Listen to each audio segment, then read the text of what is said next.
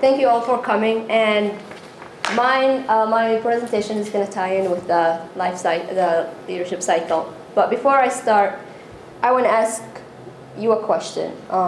Just give me one issue or one event or one thing that you're interested in. International relations. Okay. Literature. Entrepreneurship. Okay. Feeding the homeless. Hockey. American politics. American politics. All right. Community. Community. All right. These are, I mean, some issues that you care about, and obviously, if you care about something, you're going to spend a little more time on it than other things, obviously. What I'm going to do here is, these are some of the characteristics or things that we've all have heard, you know, from other workshops or from the Leadership Academy about what makes a leader. And it could be you're just leading a small group, or you're leading a big company, or whatever. You know, somebody who have a vision, they are passionate about what they're doing, able to communicate, they lead by example, they have an exemplary character, they motivate others, and they're dedicated. And these are just some of the characteristics. This is from my personal experience, all this is I'm presenting to you, and from what I view leadership as, these are great, and they could work for any aspect of your leadership, anything you're doing in life. But if you want to make a difference, and if you want to spend more time on one thing, you need something stronger than just these. You need something to motivate you to perfect these characteristics. And what I titled it as the fire that burns in you. You know, it's right here. It's deep inside. This is when you think about an issue or a topic or a person or whatever. For me, it's like you get that weird feeling in your stomach. It's like, you know, you're nervous, or if you're reading about a topic that you're really interested in and you feel different, then you're finding something more than just an interest. The more you read about it, then you're seeing the things that are happening, and then you start getting angry, probably. Like, why is this still happening? This word actually was going to be the curse word, but I changed it. Your desire to do something about it. It's not just, okay, I'll just read and move on. When you get to that point, whatever topic it is, whatever issue it is, it does not matter. It could be locally, it could be nationally, it could be international, it could be hockey. I want to be really good at hockey, and you read more about hockey, but you just keep moving on. You make a commitment to that topic. And I'm not saying this is going to be your job or your career, but you're going to find time to do it, no matter what lifestyle you're leading. You keep an open mind on learning more about it, exploring, finding people who share the same interests as you are. But you're also persistent. You keep digging deeper and you keep finding more. But you're also flexible to adapting to new ideas and maybe finding the other view. The leadership that I'm talking about is more on the activist side. And I'm not talking you go out on the street and be, protesting or anything. But you're not just interested in reading. You're doing something. Whether that thing is you're talking to a friend about that topic or that issue, talking to a small group, lobbying the government, whatever. But you are making small steps toward fixing that problem or making that thing better in your life. So that's what I call activists. And the good thing about our generation, or people that belong to our generation, is we're seen as an activist generation because of all the things that are available to us to do. I mean, you don't have to write to a newspaper anymore. You could just post it on your Facebook, or you could blog about it. And people dedicate their time to do things like this, to educate others about an issue or to get across. And it doesn't take a lot of time. You're probably taking 5-10 minutes, but you're reaching more people about whatever issue you're talking about. Okay. I'm going to show you some issues that we face in America. All the things I'm going to show you here are stuff in the United States. I'm not talking internationally. All the data I got are from the government, either the Census Bureau, the FBI, whatever. But just to give you an idea of what I'm talking about. Literacy issue in the United States. We have more than 20% of adults read at or below 5th grade level. That's in the United States. And if you read at that level, you're less likely to get a better job or a job that will make a good living. 40 million of Americans age 16 or older have significant literacy rate. That's 14% of the population. That's in the United States. You could read more and see, and there's a strong connection between literacy skills and poverty. The better education you have, the better jobs you're gonna get. Those are things that are not really disputed. And also, there's a strong connection between, having higher income. 70% of people with lowest literacy skills have no full-time or part-time jobs. And we're not talking about people who just got unemployed because of the economy. We're talking, this is a constant thing in our culture, in our society. Poverty. You could, this is 19% of people, this is of children. 19% of children in Michigan live 100 or 200% below the federal poverty line. And that line is, I think it's, I had it down. I think it's for 40,000 or, no, it's less. I'm not gonna say the number because I forgot what it was. But it's less than 15,000 for a family with no children in a year. Okay? And here we're just going to check the state of Michigan. And the percent of poverty in the state of Michigan is around 14%.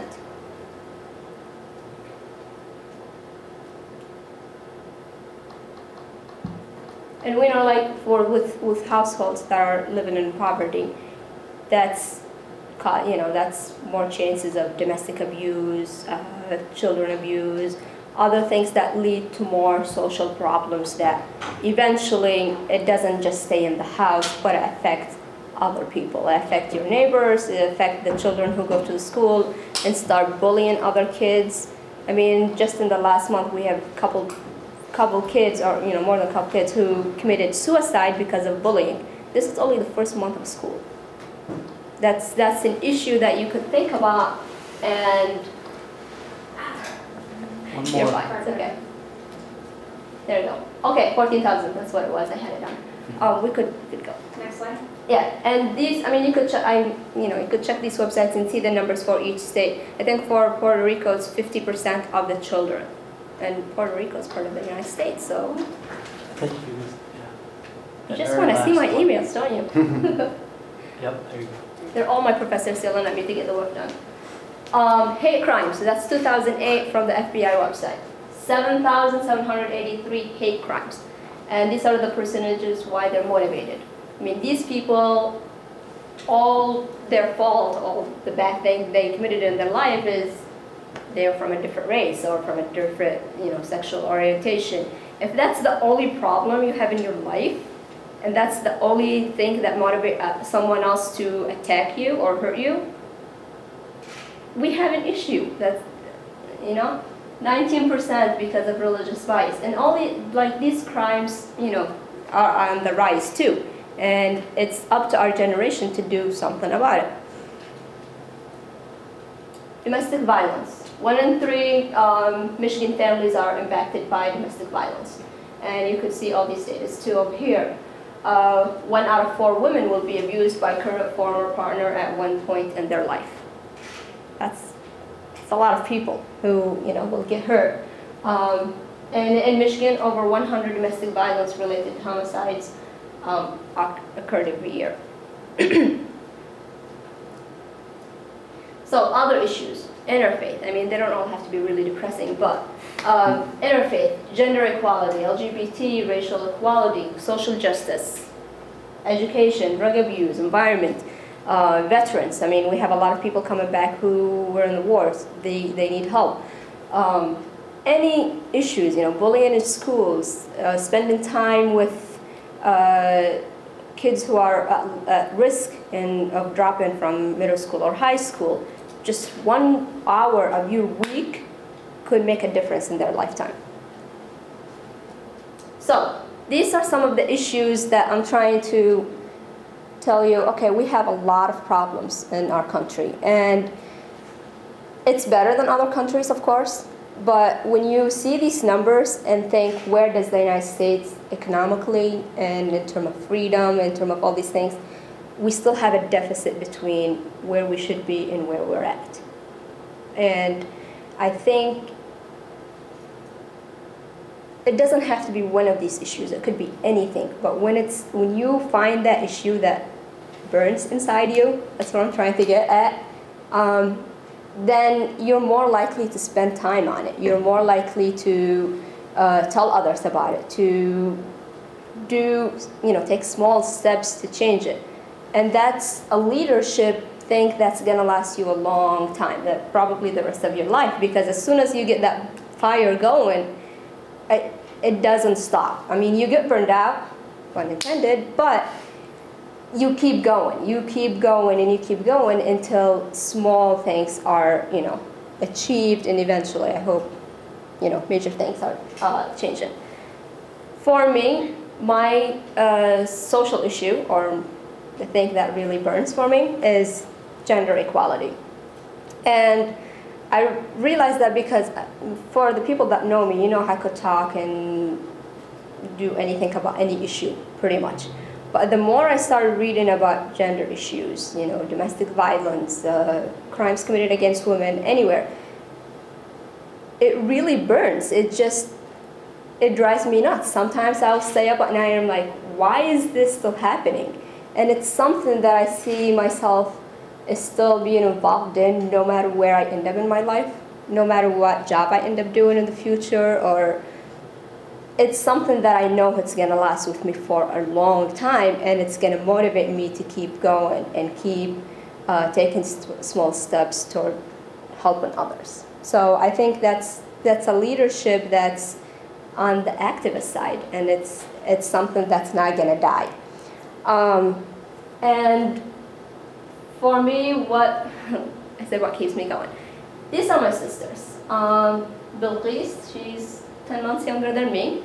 Then Petra, then SelfAwareness, she's not really that tall, she was 7 months. But we're what, four souls? No, 1 soul and 4 bodies. I practiced it yesterday, but I kept getting it wrong. We're so close in age, obviously, and we've been together since we were born. I mean, we moved here together, we go to school together, everything. I mean, the only time we're separated is when we're in school or when one of us is traveling.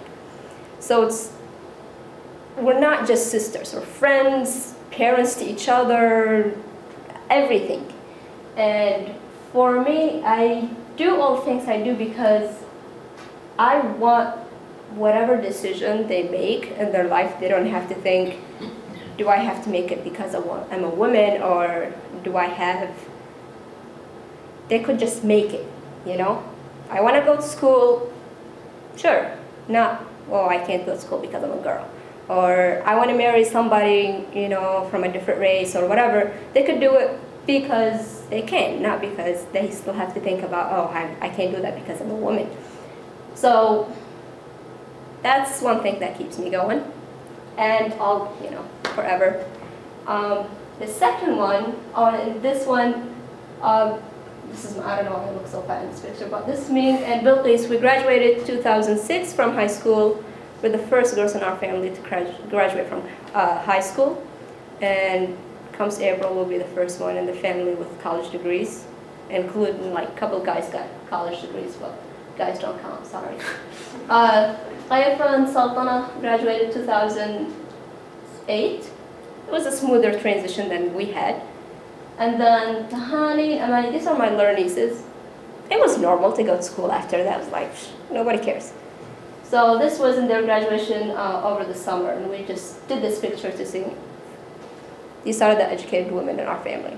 So now it's a It's a transition. It just happens. Nobody cares. It's a normal thing that happens. But somebody had to start. Somebody had to do something. Now, the other part that really drives me crazy, and I think about it, it's like, wow, our world is a little messed up. This is my niece. Her name is Shahid. She will be 4 in October, on the 19th.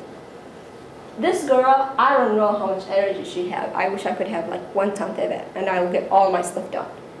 She doesn't walk anywhere. She's running and jumping everywhere. And she is extremely smart. I think about her future, and I think of other girls' future, you know. If a person with that much energy, if they don't have any limitation in their life, you know, they don't have to think about, could I do this or could I do that because of I'm a woman. Think of the things they could accomplish. Think of where they could end up, you know, the things they could discover, the inventions they could come up with, if they don't have these limitations in their life. Whether it's from society, whether it's from family, whether it's from culture, I don't care where it's from. But we have a lot of issues that you still have to think about twice because you're a woman, or because you belong to the LGBT, or because you're disabled, or I don't care. Think of the energy that she will have to waste getting over these obstacles that she could use on doing something better for society. Just look at her personality. I think of that and I'm like, wow. We really do waste our resources and our energy in this world. And I think of her future, and I think that's the hope that keeps me going even when I get burned out. So, I mean, she knows about the internet and about the computer and cell phones more than I do, and she's not even 4. So that's the thing that keeps me thinking. And the more I read about women issues, and I'm just saying this is my fire, this is my issue. And each one of you, I'm pretty sure you could find that. And the secret to that, there is no secret. You just read about issues, you just read about current events, you just read about whatever. And when you find one thing that just draws your attention, spend more time on it. And if that's the fire that drives you, then you found it. And when you find that thing, then you'll be motivated to go to more workshops to, better your character, better your leadership skills, better your speaking skills, all these things. It will push you to do other things. And I think that's my theory on leadership. If you find that fire, you'll be able to, do other things and be a better person. That's my spiel. So I hope you got something out of it. Very good. Do we have questions before we let her sit down? Yeah. I don't know if this might not be going in the right direction, because I was going to ask more about the gender thing than maybe the leadership. But what are your biggest concerns? Like, as somebody that does, like to read on it and like to be kind of on the forefront, I guess. What are you more concerned with gender-wise? Is it like equal pay type things where there's this actual thing out there that's stopping women, or are you talking more like the social? It depends, seriously. It depends on if we're talking on a national level, if we're talking in terms of employment, if we're talking in terms of just certain communities. I don't even know how many layers you could address that topic. I mean, it wasn't until last year or the year before that President Obama signed the equal pay. So that's one thing if we're talking about in terms of employment. We could talk about domestic violence, If you live in an abusive house, or there's someone telling you what to do, or physically, emotionally, or economically abusing you, are you going to be able to get education? Are you going to be able to get out of the house without always fearing for your life?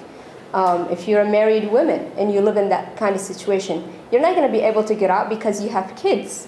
It's not just about you anymore. There's so many layers you could look at that issue and be either very, very depressed or really, really angry and just want to hurt someone, or be motivated to do something about it while you're being angry. It just depends on which level you're looking at. I'm thinking, I don't have a real defined question in my head, but I'm thinking about this, the relationship a man and a woman have, say, in a regular heterosexual family.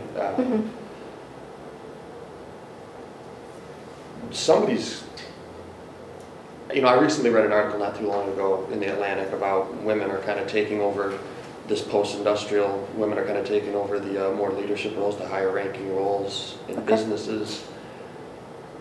But somebody should be at home with the kids. One would assume, I guess, somebody should be home with the kids taking care of them. So the man has to become, maybe, I guess, just take over more of that role. But the thing is, what I'm thinking is just what you said about women, have to worry about the kids. Well, should it be the man instead? No. If that decision of I'm married or I have kids and I live with a partner, and one of us have to stay at home, if that decision is made between them, like they talked about it and they came to a decision, I don't care who stays with the kids. I mean, it could be the guy, it could be the woman, it doesn't matter. But if it's, I have to stay at home because I gave birth to them and that's the only reason I have to stay home, and because there's a man telling me to, or society expects me to, why? I mean, isn't it enough she was pregnant for 9 months and then she had to go through labor and all that? Wouldn't you say more women, once again, this is an assumption, but wouldn't you say more women, like if you were to have this conversation before you had kids, would want to be want to fulfill that role? I'm not saying she shouldn't. I don't, if the women choose, keyword choose, to stay, more power to her. I mean, she's probably going to be able to handle them better, and to be frank, most guys don't know. And if they do, when they start, we do criticize them a lot, and then they get discouraged, and we have a lot of issues with that too. But I'm saying if she chooses to do that, and that's an understanding between her and her partner, I don't really care. So It's a decision. I'm not telling her, give birth and bounce out of the house. I'm not saying that. I'm just saying that's a decision that both of them need to make. And okay, you gave birth, now stay. You know what I'm saying? I just always have issues with someone else telling her what to do. You're right, though. Does that make sense? In some ways, it's now going in the opposite direction. Yeah. I've got a 15-month-old, and my wife almost felt pressured to start doing more at home and less in the office, even though that wasn't necessarily her preference. There's something called there was a famous book, The Feminine Mystique, and now there's a counter, The Feminine Mistake, and it's this idea that some women may want to be in the house, and it's a decision to be made, and they're pressured not to be in the house, like they're lesser for doing it. See, my think on feminism, I'm not a Western or an Eastern feminist. I'm not, women should do all this and men should do all that. I am more on, could she make her own decisions without someone else threatening her to do them or telling her to do them? If any decision, whether it's staying at home her whole life, working, having kids or not having kids, staying with them after, if these decisions are based on her communicating with her partner clearly and she made them, I don't care what she does. I'm not saying all women should work. If you don't want to work, don't work, as long as you get someone else to support you. But I'm not the kind of like, all women should dress that way and all women should work and all women. No, it's something that if you're choosing to do it based on this is what I want to do, not based on what everyone else is telling me to do, then more power to you. Does that make sense? It seems like in 18 years, from 0 to 18 being, from the kid being born, it seems like she'd probably change her mind somewhere along the line. I guess what I'm getting at here is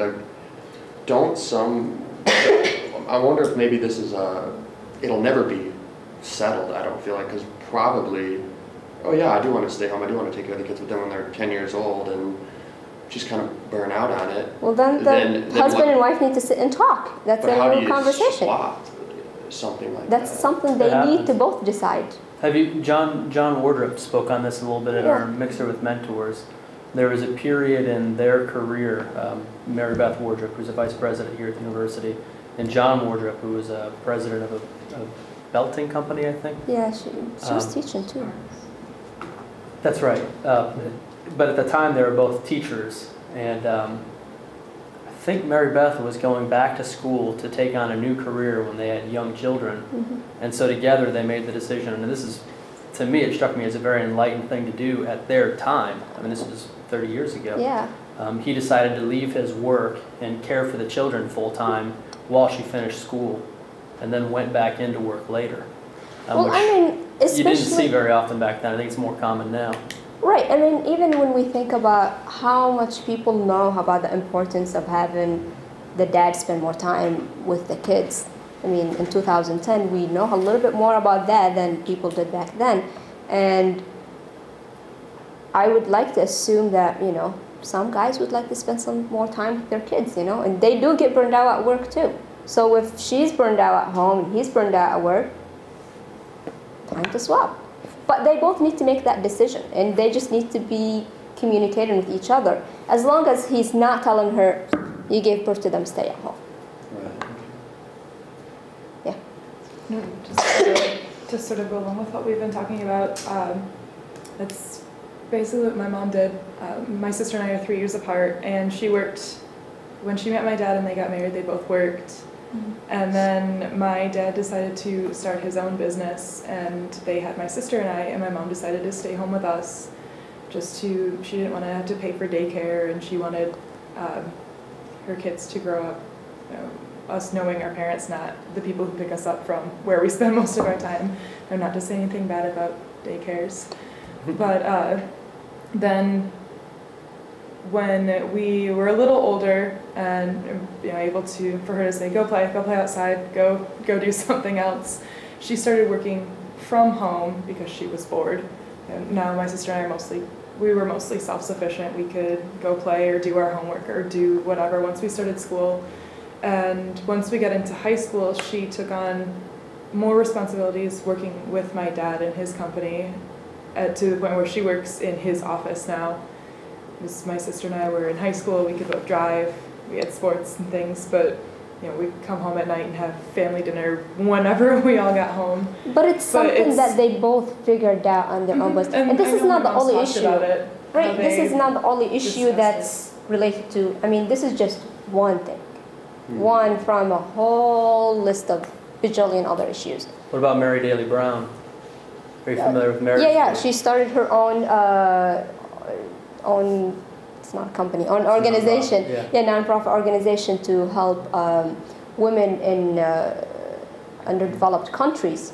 Because the idea is, realistically, if you educate a woman, for example, that's not just for her. She's passing it on to her kids. But in society, if you educate a guy, he's most of the time at work.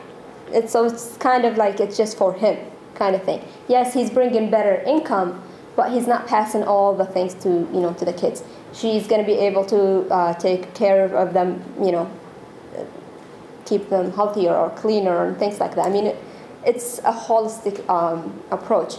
And so she does this organization where she goes to underdeveloped countries and help women, start learning or start their own businesses or whatever, because it does have a domino effect on a whole society, and it's not just, it doesn't stop with one person. Well, and she saw very, very visible, palpable examples of abuses of women in these other countries in Africa and Southeast Asia. Just as an example, she said she saw a road being constructed, and all the people down there with shovels digging out the ground were women, and all the people working the heavy machinery, sitting in there working the heavy machinery, were men. So she saw that as an example. It turns out in spots in Africa where the AIDS epidemic is at its worst, a big part of the reason is because women are expected to have one partner while men go around and have as many partners as they want. And so a man gets AIDS and he passes it on to 10, 12, 15 women. And then they pass it to their kids too. So she's now dedicated a life, I think she's got a similar fire to you, but dedicated a life to trying to help with some of these fundamental issues where there are these very palpable problems where women need microloans to get a little bit of an economy going in their town, where women need very basic health care, women with AIDS, where women need very basic literacy training and education. Or I But it mean, was. if we just look in the U.S. itself, I mean, with the domestic violence that we have here, why does 1 out of 4 women need to be beat up or abused in her house? And we're talking about a developed, democratic, free, wealthy country. We're not talking about Africa. We're talking about the United States of America. I mean, that's just one thing. It's foreign to a lot of us, though. I mean, not. I completely agree with what you're saying. It seems what? It seems equally as foreign, though. I can't. You know, I'm not trying to sound all that noble. I can't really understand or like envision a situation where a guy just hauls off. And not that I'm saying it doesn't happen, but you know, for me, it's just you try to empathize. You know, I'm trying to just running through this in your head. You know, that there's these domestic issues that take place, and I can't imagine in my life. The women that surround me, I guess, are very strong, very assertive. You know, so I think education. You know, I think that would definitely. It sounds almost like a catch-all way to attack an issue. And trust me, I don't understand it either. I sit there and I read about all these. I'm like, I don't understand why a human being would do something like this, but it happens, and it's there in our society, and it's there in our real life. So, the logical thing to do is to do something about it, even if we don't understand it. You know, does that mean it's justifiable? That's my thing. If I don't understand it, but it's not right, therefore I need to do something about it. I think you had a question. It's interesting that I have my present house guest is passionate with vision. She's top 10 of one of the top 10 for art prize. Oh. After many years, she divorced her husband, and I get the feeling that he was very successful. And they got divorced because they were growing in different ways.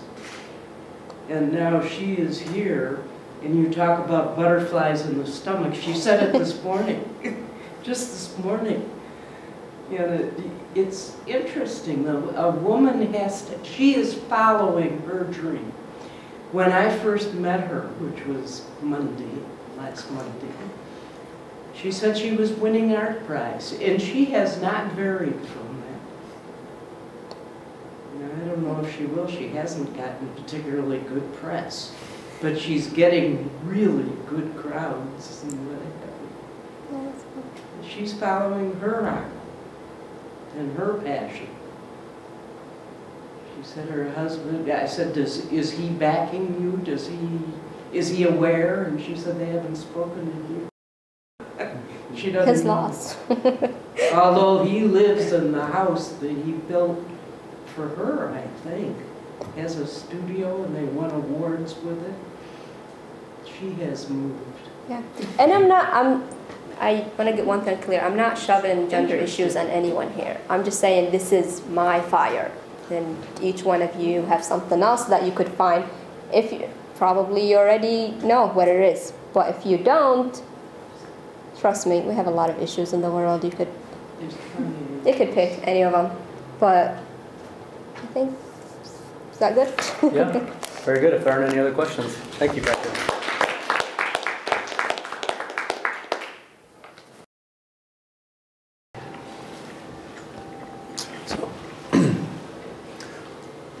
All right, well, if we're ready to go, today I'm going to talk a little bit about what's called the leadership life cycle.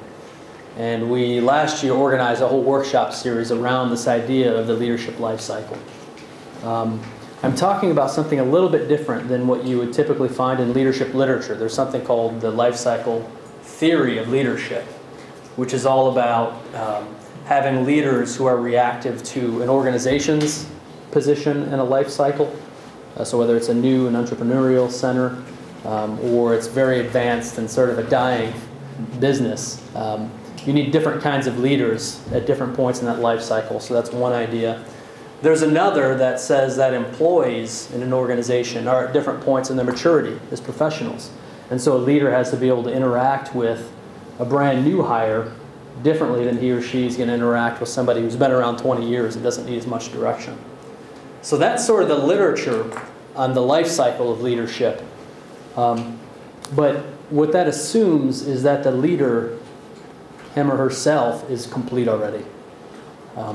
And so what we've done is looked a little differently at this idea and started looking at the leader, him or herself, and where that person is. Because we all know, people in this room who are all aspiring to be leaders, that it's a process, and it's an ongoing process. And it goes on and on. But we think we found a little bit of a cycle that we talk about in this program. Maybe you can go ahead. Now I'd like to start in a little different territory, though. Are you guys familiar with KSAs? Anybody want to go into federal work at some point in their career? Okay, well, Petra, if you do, at some point you're going to find yourself writing long essays called KSAs, where you have to justify your candidacy for the position based on your knowledge, your skills, and your abilities. Now, how are these different? I've tried to boil it down a little bit because the federal government language is very complicated. But basically what we're trying to get at is the attributes required to perform the job. The knowledge is, of course, the intellectual attributes of the individual. The skills are the functional attributes, so the very functional skills. And the abilities are broader behavioral attributes, and all have to be relevant to the task at hand. So when you're writing those essays, Petra, you're going to have to talk about your knowledge that you've gained through all your years at Grand Valley, the skills you've picked up along the way, and also your broader abilities, your behavioral abilities. Now to illustrate this just a little bit, we talked last time about Thomas Jefferson, Benjamin Franklin, John Adams, and the different styles of leadership that were present at the writing of the Declaration. But to use Jefferson as an example of the difference between knowledge, skills, and abilities, Jefferson, when he sat down to write that document, imagine yourself in the room with him on his 18th century laptop, his little portable desk he had invented. Jefferson's in the room. His head is filled with knowledge from a lifetime of education. He has this deep knowledge of classical history and of classical forms of government. He has deep knowledge of political philosophy that he started learning in his first decade of life, which is unusual these days. He had deep knowledge of the law and of common law in Britain. Deep knowledge of all areas of philosophy, especially the Enlightenment. And so he brought all of this to bear then on his authorship of the Declaration. In terms of his skills, when he sat down to write this thing, he had a quill pen, not quite as easy to use as what you guys have now. He had to know how to cure and cut that pen. He had to know how to sharpen it along the way with a penknife. He had to know the proper way to dip the ink, the proper way to write, both legibly and beautifully. It's a skill set. You don't think about that in the authorship of the Declaration because we think about bigger things, but these are some of the skills that Jefferson brought to bear. And then, of course, the abilities are the broader behavioral tasks. Jefferson was masterful at bringing words and ideas together in a way that conveyed the appropriate meaning. Are you guys familiar with Aristotle's rhetoric? No. Blank stares, that's a no. Aristotle talked about 3 areas in rhetoric.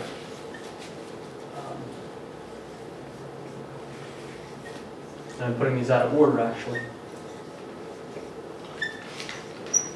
Logos, ethos, and pathos. And all that really means is that when you're speaking or writing, you had to make an appeal to reason and logic. That's logos in Greek. I'm going to skip this one. You had to make an emotional appeal to what people feel, what people deeply believe, and take advantage of that. And you had to appeal to people with your character. So the mood of the writing or the speech, the size of the person in front of you, both in physical size at times, but more importantly, the size of that character.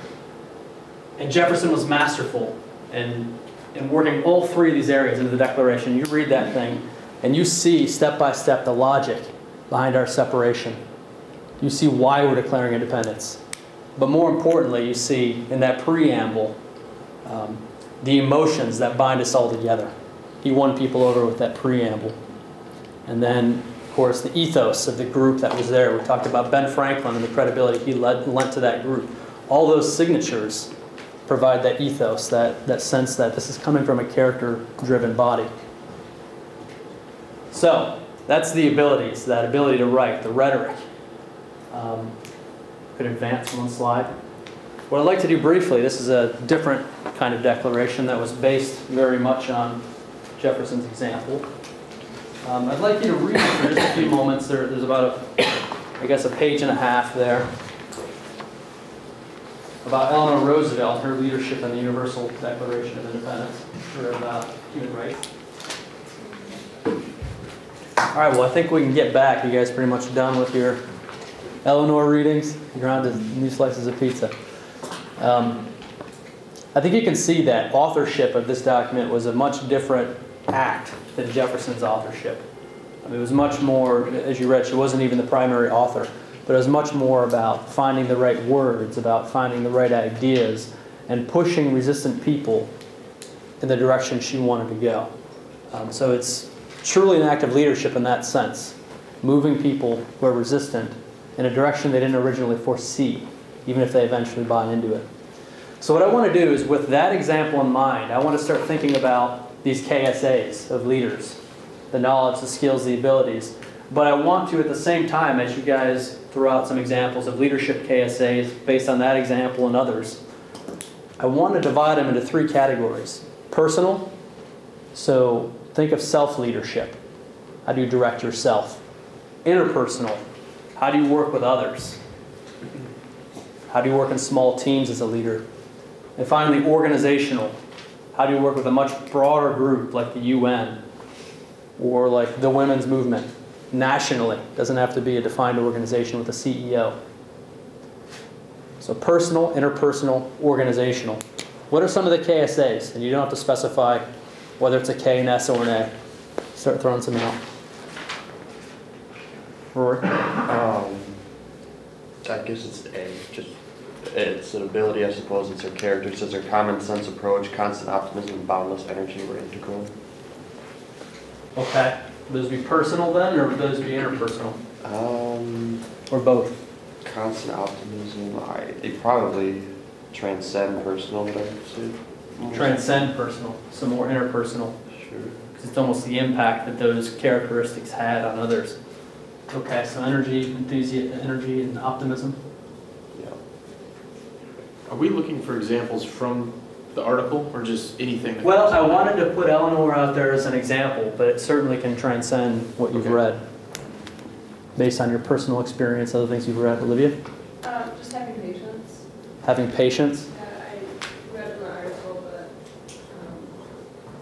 one of the guys involved in one of her meetings said it was one of the longest meetings he'd ever done.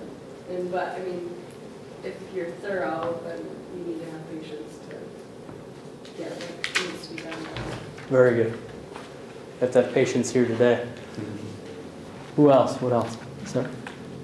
Drive. She was obviously very driven to succeed. That fire, she had that fire in the belly, Petra? Yep. Discipline. Discipline goes in personal.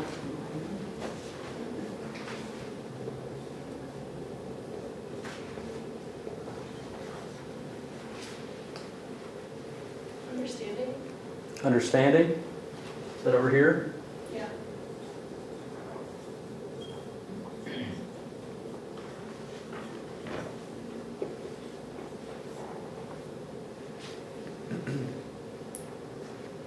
It would be open-mindedness too. They're receptive.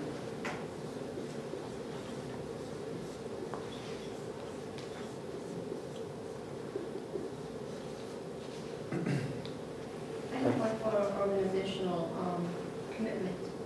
Commitment. He's very committed. I like the quote that the guy said, went as far as to suggest that his human rights were violated by the length of the meeting. By what? By the length of the meeting. But like you could clearly see she was really committed to what she was doing, and because she was chair of the committee, she made sure that they got it done. Commitment. Sounds like from what you're saying too, you could put persistence right next to it. I was thinking respect, too. She's very well respected when they say the Russians seem to have met their match. Yeah. So So that's sort of across all of them. You could say over here, use that word that we just erased, ethos. She had that reputation for character and commitment and all these other things. Respect certainly would be an interpersonal.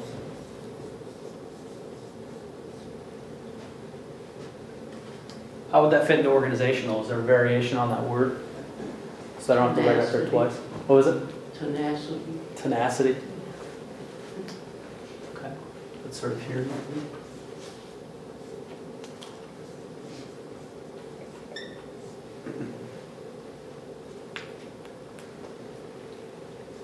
Now think beyond Eleanor. Think about your own lives. Think about how you've led yourself, or how your mentors have led themselves. Think about how you've worked in small teams. Think about the challenge of running a huge organization like the university. Empathy. Empathy. We're going to come back to that one.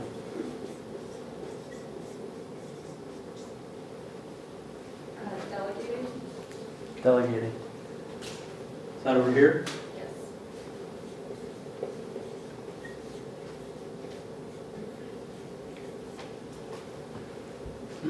Reflection.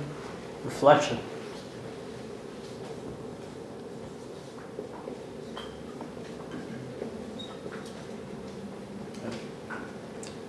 I don't know if there's a specific word for it, but under organizational, the ability to think beyond yourself as to what would be the best for the organization or for your business. A vision. Yeah, that could be it. Vision. Like servant leadership. Servant leadership. I was thinking more of like what she was getting at, I think, is an Thanks, guys. example That of was what I meant. Okay. Yeah. Communication for an organizational work. Because I mean, you have this vision and you have all the other skills, but the people you're working with don't know what you're doing or can't understand, and you're just doing it all on your own. Well, someone like Eleanor's husband, Franklin Roosevelt, knew the importance of communication. That if suddenly he was on the radio in your living room every night of the week, there's a different relationship with the American people than Herbert Hoover had had. He knew the value of communication and rallying a massive group like a nation.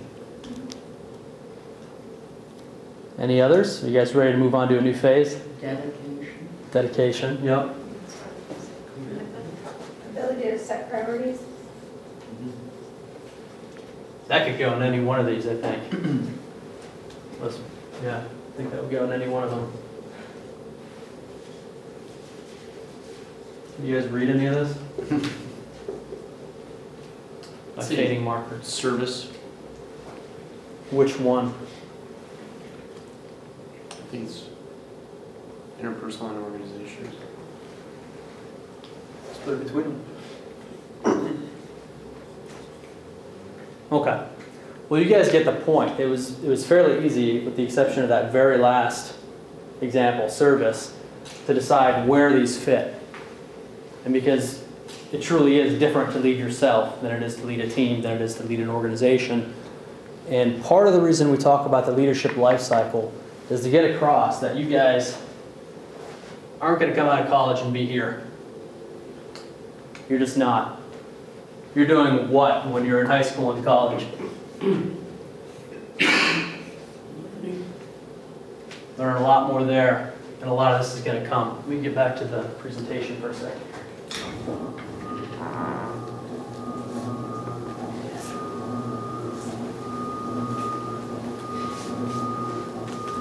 When we talk about the leadership life cycle, we talk about 5 different stages. And by no means am I claiming that you leave the first stage never to return. But it's a helpful way of thinking about it. We start with followership. Why is that? Because of course you're not going to be born a leader. Some people say you are born leaders, but there's an element of followership first. Then there's this rigorous self-leadership, the self-development that I'm going to talk about for just a minute. Then there's this ability to lead a team. Beyond that, an organization. And Gleaves added this last year, crisis. Why? Because we all face crises, and what do? They send us back to our education. They send us back seeking mentors, seeking new ways to learn, and that completes the cycle. Followership, develop the self, learn to interact with small groups and lead teams, learn the skill sets, the KSAs that are necessary to run a bigger organization. So it's a totally different animal. And then have your crises throughout your life that propel you backward. Now, we don't have time to go into all of them in great depth today, but I do want to share with you an example and then two concepts that fit with two of the other steps. The first example is Benjamin Franklin. Have you guys all been exposed to Benjamin Franklin's virtues?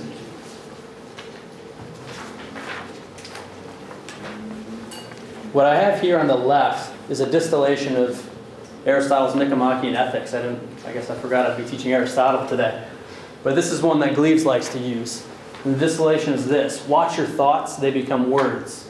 Watch your words, they become actions. Watch your actions, they become habits. Watch your habits because they become character. And watch your character because that becomes your destiny. And so it's very much rooted in this idea that who you are, who you're going to become, is built from the ground up. And Benjamin Franklin is an example of someone who knew this. Does anyone know the story of the virtues? Anyone read the autobiography? No? Man. It used to be required reading in high school. Sorry about that. Well, the idea is that Benjamin Franklin, for any of you guys who attended our recent conference, Benjamin Franklin was the keynote address, not himself, but the gentleman speaking was speaking about Benjamin Franklin. And he's one of the most accomplished Americans of all time. One of the most accomplished leaders in all different fields of all time. But he had great humility and recognized his imperfection, recognized his incompleteness. And so he, at one point, literally sat down, defined these virtues, 1 through 13, and you can read them there, laid them out there for people, but also created a notebook where each week he paid attention to one of those virtues and tried to be perfect. And he wrote down every time he strayed, and he strayed all the time. But he kept track. And the important part of the message was that Benjamin Franklin knew that his success started internally, with self-leadership, with his ability to develop himself and to keep himself on track. And I think at the beginning of our life cycle, that's a notion to keep in mind, that we keep ourselves on track before we can keep others on track. In fact, there's I should have put this in here, there's a quotation from Confucius that you may or may not be familiar with. I don't know if you, Greg, you guys might do this in your team leader, no? Okay. I'm interested in what you have to say. Confucius said, and this isn't as snappy as he probably said it, but the idea is that the ancients believed that we had to order our great empire. Before we could order our great empire, we had to order our state. Before we could order our state, we had to order our families. Before we could order our families, we had to rectify ourselves. Before we could rectify ourselves, we had to, I think it was master our hearts. And then one deeper was about knowledge. But it's that same notion. The empire rests on us individually and our self-leadership. So at the beginning of the life cycle, think about followership. That's your mentorship. That's getting your start in the world. And you're hopefully always going to have mentors in your life. But at that beginning tick, when you're taking a lead, think about yourself. Think about that important notion, Ben Franklin's notion. Okay? Move on. All right. Who said empathy for team leadership? Rory, you knew where I was going. There's something called emotional intelligence. Are you guys familiar with this concept? Daniel Goleman is a guy at Harvard who preaches on this, writes books on this. It's his idea, his big idea that he's worked with for his entire career. And there's a very key insight to this, and it's based in neuroscience, so bear with me for a second. But does anyone in here biology, neuroscience? So no one can hold me accountable. It's good. This is a good thing. Goleman's premise is that we have our prefrontal cortex that really is sort of the action center, the director of our minds, the prefrontal cortex. But it's always at battle with something called the limbic system here, which is an open loop system. Now, what I mean by open loop is that a closed loop is independent. It doesn't matter what happens around it. Everything it needs is within the loop. Its energy, its movement, everything's internal. An open system is exposed to anything outside of it. It's exposed to all kinds of influence. And so while you have your prefrontal cortex controlling your brain, you also have this limbic system, which happens to be your emotional center, that's wide open to the influence of the world. Now there are two implications in this notion. The first is that the limbic system is always at battle with that prefrontal cortex. And part of what we have to learn to do as leaders is master that battle. Know your emotions, know yourself, and Greg's going to hit on this later in the year. Be able to control yourself. You have to be able to master that battle. The second implication is that our limbic systems are all bumping up against each other all the time, which I think we all know without thinking about the brain science of it. But there's been research showing that when you walk into a room like this one, when we all came in today, we're coming from different places. Someone might have had a road rage. Someone might have just gotten off the phone with someone they met at the bar last weekend. Totally different idea. Someone might have been with a 1-year-old at 4 this morning who didn't want to go back to sleep. We all came in from very different places with very different moods, a whole mix of emotions going on. Once we get into the room, the research shows that within about 12 minutes, our limbic systems sync. And we get on the same page emotionally. Which is sort of amazing when you think about it. We're that reactive to one another. Within 12 minutes, we sync up. Now, the reason that's important to leadership is right now, I'm in the front of the room. People are looking at me. My emotional state is pretty important. When Petra was up here, her emotional state was pretty important. When you're the CEO of a corporation, the leader of a center like the Hauenstein Center, the president of a nonprofit organization, all eyes are on you. And part of the challenge as a leader is knowing that your emotions are impacting everybody else's emotions. And so when we talk about emotional intelligence, Goleman breaks it down into these 5 categories. And we have some videos that are going to lighten the mood a little bit. But I want to pass out these descriptions for you guys. This is Goleman. Am I running late, Greg? Close. Okay, well, we're almost done here. So you guys can take that with you. But the basic idea, you know what? We'll advance. You don't need to advance. You need to go to this link. I have a video for you in each section, a short video. So just watch the video, read the description. Ben Franklin, I think I tried to use a prototypical example. Here I'm using the anti-type.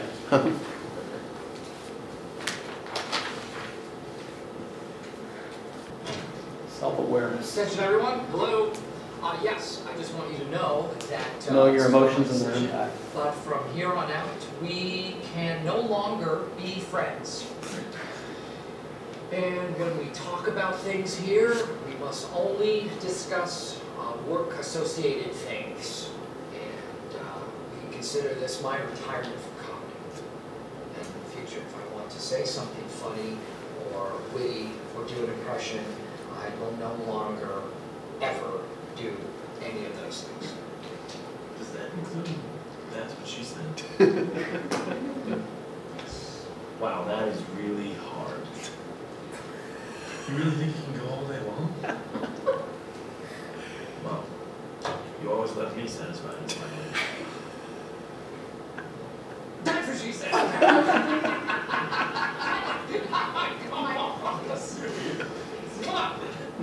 All right. Self-regulation. If you guys want to read those descriptions while the video loads.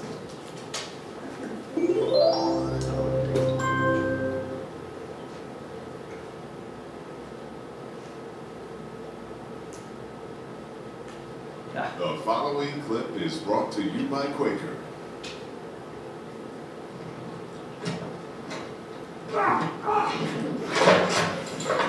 Control your impulses.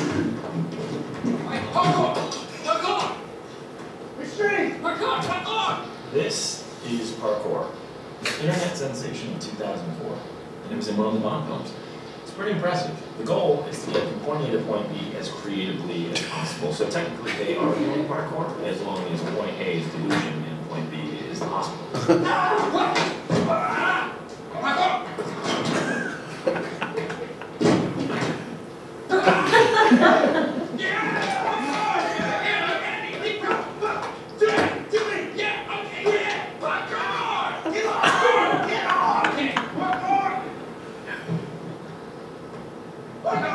Okay, get the idea. Okay, we all go together or we go one at a time. Here it is, here it is. Truck to refrigerators to dumpster, 360 spin onto the pouch, backflip gainer into the trash can. Yeah. Parkour, parkour!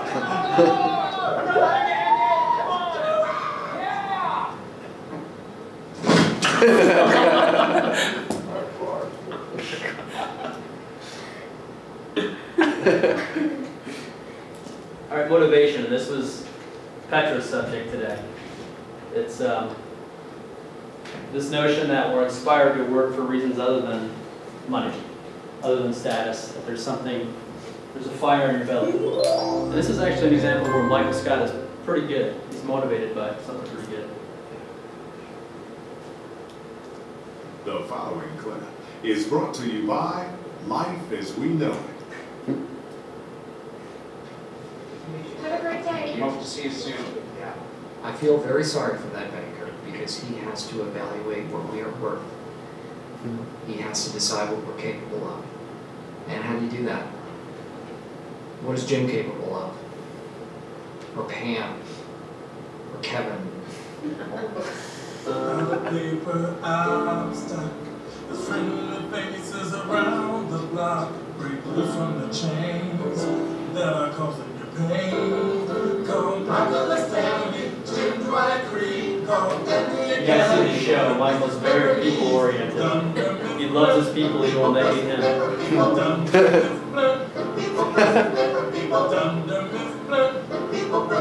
I don't care if he goes and files a report that says that we're nothing special, because I think our future is very bright. We've only just begun. Computron experiencing emotion. Computron, I'm gonna pull your plug, okay, buddy? Okay. Just Big no. shut up. Shut up. Empathy. Part of empathy is being able to understand people's emotional reactions to what you say and do. You can see the hallmarks there with cross-cultural awareness and all sorts of things that Michael lacks completely. The following clip is brought to you by Quaker. I don't know you, but I need to know you in order to sell to you. That is why I have actually gone around and tell me your names. I have an amazing mnemonic device by which I have now memorized all of your names. Shirty, Mole, Lazy Eye, Mexico, Baldy, Sugar Boobs, Black Woman. I have taken a unique part of who you are, and I have used that to memorize your name. Bald, your head is bald. It is hairless. It is shiny. It is reflective, like a mirror, and your name is Mark. Yes. It works. It's very insulting. But it works. I would like you all to give this a shot. What do you say? But we already know each other's names. Well, then it will be easier for you. But I still think it's worthwhile to give it a try. Okay, all right. Do you think you won him over? Very empathetic. And again, surprisingly, a place where Mike is very good. Social skills. He does that. He's surprisingly good in sales moments.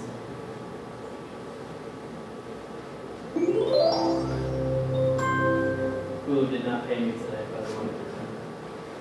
The following clip is brought to you by Life as We Know It. Hey, did you catch that on the Lake Wall of Papa? Yeah. You know, I used to go up there all the time with my stepdad. Never caught anything that big. Caught an 80-pound shark on Montauk. Please. dad's got a 42-foot pay line or sniped it with a rifle from the crow's nest. Also shot a deer once. You know what? Let's get right down to it. Dunder myth may be just 2 rooms in the warehouse, but what we lack in flash, we will make up for with hard work and decency. This is the classic undersell because you should know we don't work out of a log cabin. We trade on the New York Stock Exchange. Ever heard of it? It's in New York. I have to say, I'm not aware of getting involved with a big company. We've had some problems in the past. I think what Andy is trying to express is that while we have the resources of a large company, we will give you the care and attention of a small company. That is like poetry. I swear this guy can sell me something. Trees. Oh man, talk about your classic lame-o. We've been want that guy buying our paper? Yes. All right, well, we've run out of time, but if I could just make 2 more quick points. So we've gone from self to team and organization. I've just given you one snippet in each area. You could teach a whole class on each. But the insight I would mention about organizational leadership, and we talked about communication here, but storytelling. And the best leadership experts talk about the importance of storytelling and how it can unite a people. Do you guys know who this is? That's Homer and some of the Greeks. But with 2 stories, Homer was able to instill the values of an entire people and pass them on for generations, orally before they were ever written. But it was these 2 stories that are very much rooted in tradition, rooted in the history of the people that people were committed to. And it distilled, as I said, their values, their traditions, and everything else, and transmitted it forward. This is, in many ways, the root of Western civilization, are these stories. On a much smaller scale, many CEOs find it helpful to have stories that define a culture. And I would go in further depth, but I'll just say that Ralph Hauenstein is very much our story at the Hauenstein Center. When we talk about his life of leadership, when we talk about his service, that's meant to instill a certain set of values that we take as staff members, and that we hope by the end of the year, our leadership fellows will walk away remembering his story and taking with them certain values that are associated with it. And finally, I'll just suggest, the leadership cycle is really how we organize this. But I would suggest that we have great self-leaders all over the world, all over the country. These are the people that lead by example. We have great team leaders, and we have great organizational leaders. Oftentimes a team leader cannot lead an organization and vice versa. But the best leadership happens here, in the middle. People who learn how to master themselves, people who learn how to interact with other individuals, who know about emotional intelligence, and people that know, I only gave you one, but the secrets of running an organization when people are going in all different directions, people's emotional states don't change with yours, where it's a totally different animal. The best leadership happens here. Now, to go back to the cycle, we always hit this crisis. This crisis is where our humility comes from. And it brings us back to our followership, where we're with mentors, where we're willing to keep learning. So the best leaders are right there in the middle, where they keep that humility and they keep that lifelong learning and keep advancing themselves.